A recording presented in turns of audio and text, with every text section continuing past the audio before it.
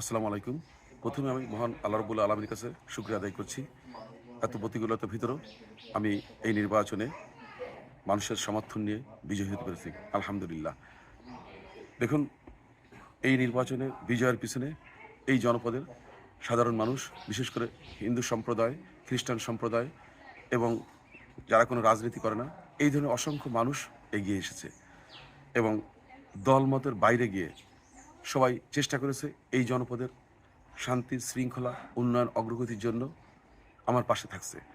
আমি সবার প্রতি কৃতজ্ঞতা প্রকাশ করছি এবং আমি প্রতিজ্ঞা করছি আগামীতে ইনশাল্লাহ এই জনপদের সুখ, শান্তি এবং সমৃদ্ধির জন্য আমি দল, মত, ধর্ম, বর্ণ নির্বিশেষে এখানকার একজন জনপ্রতিনিধি হিসেবে সকল মানুষের প্রতিনিধিত্ব করব এবং কাজ করে যাব ইনশাল্লাহ।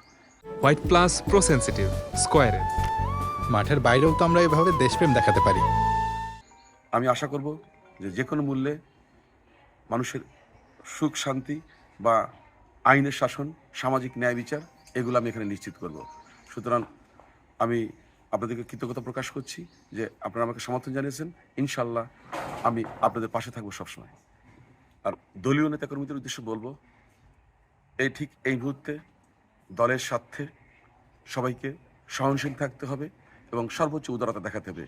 কেউ কোথাও কোনো রকম বিশৃঙ্খলা বা কোনো রকমের অপকর্ম করলে তার দায় দল নিবে না এবং দল সর্বোচ্চ কঠোর অবস্থানে থাকবে। কারো অনেক ত্যাগ থাকতে পারে, কিন্তু তার অর্থ এই নয় যে সে এই মুহূর্তে আইন নিজের হাতে তুলে নেবে বা তার মতো করে কোনো কিছু করবে। সেটা আমরা মেনে নেব না। এ বিষয়ে আমি সকলের সহযোগিতা চাই এবং সকলকে বলবো সর্বোচ্চ সহনশীলতা, ধৈর্যের সাথে পরিস্থিতি মোকাবেলা করে ইনশাল্লাহ আমরা এই জনপদটাকে সুখী সমৃদ্ধ জনপদ করবো। কোনো রকম বিশৃঙ্খলা আমি এখানে সহ্য করবো না। ধন্যবাদ সবাইকে।